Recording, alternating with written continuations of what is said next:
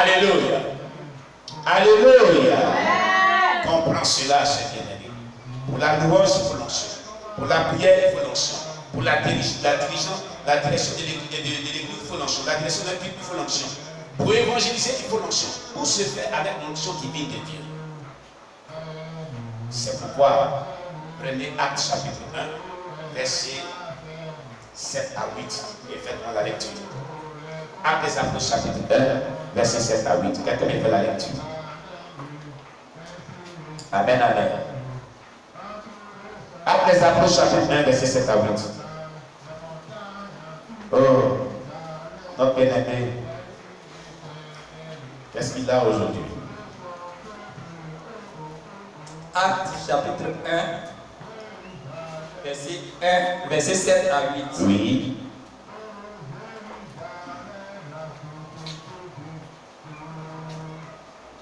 Qu'est-ce que tu as aujourd'hui? Il leur répondit. Il leur répondit. Ce n'est pas à vous. Ce n'est pas à vous De connaître les temps ou les moments que le Père a fixé de sa propre autorité.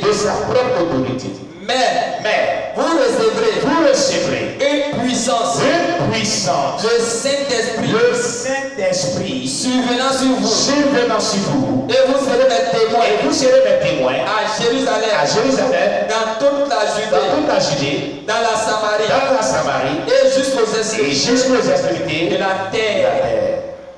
Jésus promet qu'ils recevront une puissance qui va survenir sur eux. Ils ont mis un point virgule pour dire qui est cette puissance-là. Quelle est cette puissance-là?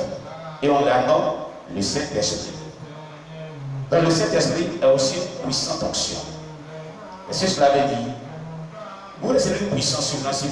On met une virgule pour savoir qui est cette puissance. Cette virgule annonce qui est cette puissance qui va survenir sur les apôtres. Cette virgule annonce. Et cette virgule détermine qui est cette puissance. C'est le Saint-Esprit. Et le Saint-Esprit viendra sur eux pour un but. Le premier but, pour que nous soyons témoins de ses œuvres sur la terre. Le but pour lequel le Saint-Esprit est annoncé dans ce texte biblique, c'est que nous soyons témoins des œuvres de Jésus-Christ sur la terre. Et le témoin, c'est celui-là qui annonce l'évangile de Jésus-Christ. Témoin de la manifestation de la puissance de Dieu. Témoin de ce que Dieu a fait dans ta vie.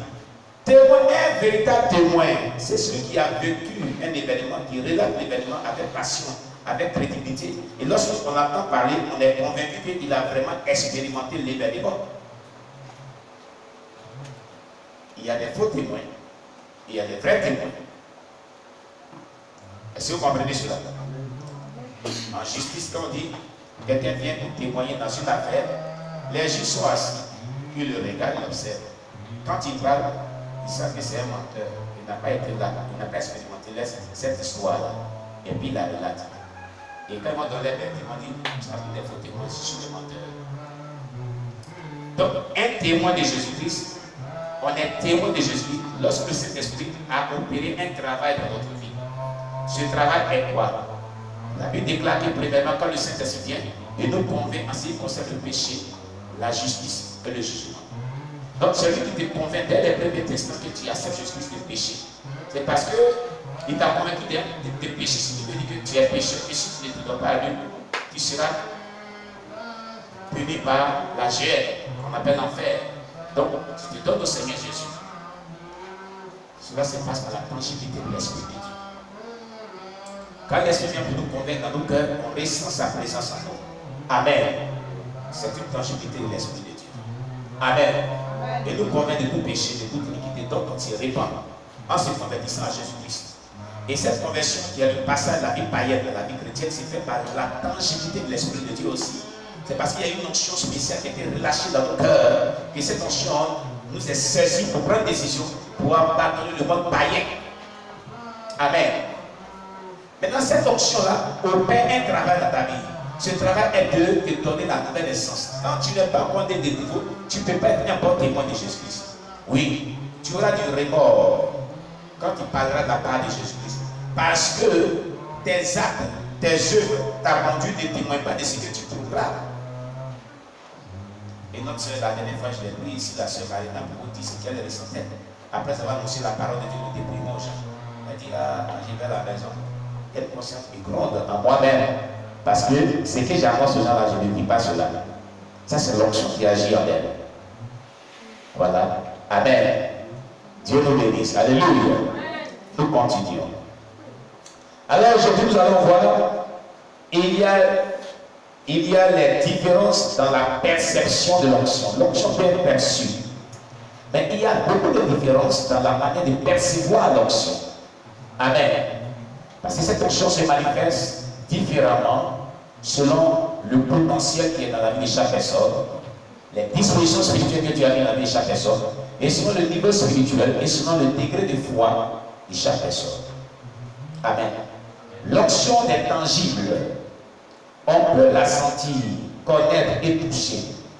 Chacun de nous dépend de Dieu pour apprendre de son esprit. On dépend de Dieu. Amen. Au travers des ministres, au travers des ministères, disons, sous l'onction, on gagnera aussi l'expérience de la tangibilité de l'onction dans nos vies. On gagnera. Un jour, j'ai été prié pour une personne. C'était la première fois que cette onction se manifestait comme ça dans ma vie. Pendant que je lui ai posé les mains et prié, j'ai senti comme l'onction tellement présente que cette personne a commencé à bouger. J'ai senti une forte présence de Dieu qui a traversé et descendu dans la personne. Et l'atmosphère de ce lieu vient de cette onction. Il dit, c'est quoi cette onction? C'est l'onction que j'envoie pour intervenir dans la vie de la personne. Et j'étais convaincu que cette personne serait guérie.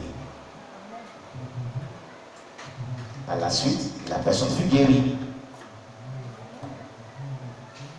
Il y a des moments pendant que j'ai prié avant d'aller à une convention pour intervenir, parce qu'il y a intervenu comme orateur principal à des conventions, ou bien à des croisades d'évangélisation, ou à des veillées de prière, ou même à des cultes. Certains collègues m'avaient invité dans l'église à ce temps-là pour prêcher à l'église, ou même à des séminaires. Et pendant qu'ils préparent ces messages-là, dans la présence de Dieu, dans la prière, Dieu a une forte onction. Il pouvait prendre 3 jours de jeûne sans manger, sans boire. Et j'ai prié par jour au moins 6 heures de temps non-stop. Amen. Et en ce moment, pendant que j'ai prié, cette forte présence qui descend, qui descend, qui descend, qui descend, qui descend. Et cette forte présence, elle est tangible. Le jour J, quand je vais pour prêcher, cette onction descend. Pendant qu'il parle là-bas de Dieu, il y avait des manifestations. C'est la tangibilité de l'onction. On ne peut servir Dieu sans la tangibilité de l'onction. Comprenez cela. Amen. Mais cette tangibilité de l'onction varie d'une personne à l'autre selon son type de consécration qu'il a. Et le niveau spirituel de sa foi. Je vous ai bien dit, celui qui a une grande foi opérera grandement dans l'onction. Car l'onction marche de pair avec le niveau de foi que vous avez. Si vous avez une petite foi, il y aura une petite manifestation de l'onction. Et cela est proportionnel au type de consécration que vous avez. Amen. Alléluia. Que Dieu soit loué. Alors, pour certains, l'onction sur nos vies, pour certains d'entre nous, ce sera comme la chaleur. Elle se manifestera comme la chaleur. Amen. Pour certains, comme l'électricité. Pour certains, comme des frissons. Pour certains, comme le feu dans tout leur corps.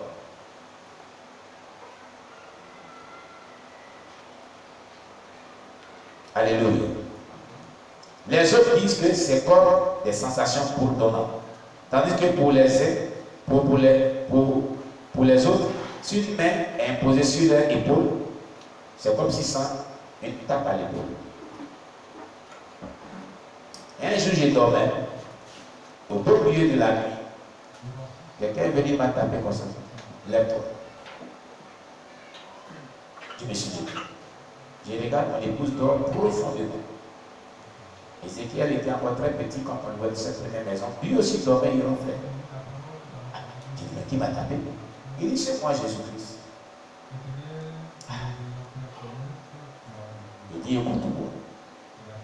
Voici ce qui doit arriver, voici ce que tu vas vivre, voilà. Donc pour cela, voilà ce qui va quitter dans ta vie, qui n'est pas bon. Voilà ce qui va quitter dans ta vie, qui n'est pas bon. Il est en train d'indexer certains caractères qui étaient dans la vie qui n'étaient pas bien.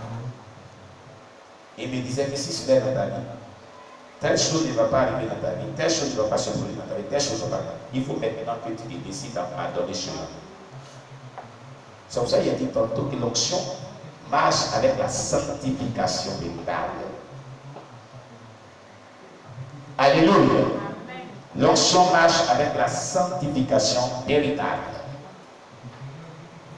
Tu comprends, cher bien-aimé? Alléluia. Donc, ça peut être une tape à l'épaule.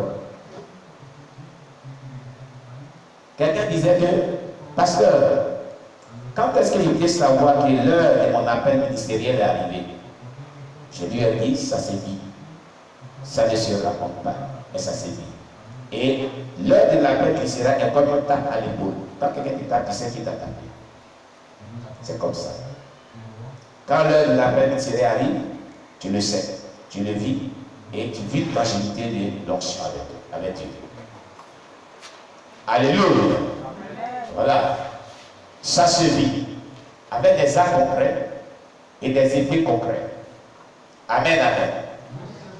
Ne nous limitons pas aux expériences des autres, comme nous l'avons tous, les empreintes et voies différentes. Il y a aussi un vaste rayon de perception industrielle aux tangibilités de l'onction. Apprends individuellement à expérimenter l'onction. Il faut que personnellement, tu apprennes à expérimenter l'onction. De manière individuelle. Il faut apprendre personnellement à expérimenter l'onction. Debout. Debout. C'est dimanche même encore. Jésus-Christ. Alléluia. L'onction doit servir de manière personnelle et individuelle. On doit l'expérimenter individuellement. Oh, il faut tenir l'autre côté pour ne pas être devant les gens. Parce que ce ministère de sommeil là, il faut le proscrire. Alléluia. Gloire à Jésus-Christ. Alléluia. Nous aimons tous et connaissons tous d'une manière différente. On aime les gens de manière différente. On connaît les gens de manière différente. Amen. De la même manière, par des personnes différentes, il y a bien sûr des similarités dans l'expérimentation d'onction. Mais tous sont personnellement différents. Alléluia. Ce qui suit sont quelques variations et descriptions pour voir comment les hommes de Dieu dans la Bible ont expérimenté l'onction. On va voir certains hommes de Dieu. On va voir le prophète Jérémie. On va voir le prophète Daniel. On va voir David, le guerrier, en même temps prophète de Dieu, comme le déclare les sources de David. On va voir le prophète Ézéchiel. On va voir Saül. Voilà, le roi Saül. On va voir Samuel, le prophète Samuel. On va voir les deux disciples sur le chemin d'Emmaüs, si tu vois bien. On va voir l'apôtre Paul. Comment ils ont expérimenté la tangibilité de l'onction. Amen. Le prophète Jérémie d'abord. Nous prenons Jérémie 5, verset 14. Jérémie chapitre 5, verset 14. Et Jérémie chapitre 20, verset 9. Jérémie 5, verset 14. Voilà, ça au moins ça t'aide un peu. Jérémie chapitre 5, le verset 14. Alléluia. C'est pourquoi. C'est pourquoi. Ainsi parle l'Éternel. Ainsi parle l'Éternel. Le Dieu des armées. Le Dieu des armées. Parce que vous avez dit cela. Parce que vous avez dit cela. Voici. Voici. Je veux que ma parole. Je veux que ma parole soit du feu. Soit du feu. Dans ta bouche. Dans ta bouche. Amen. Et, continue. Et ce peuple. Et ce peuple. Du bois. Du bois. Et que ce feu. Et que ce feu. Les consume. Les consume. La parole de Dieu est comme le feu dans la bouche du prophète Jérémie.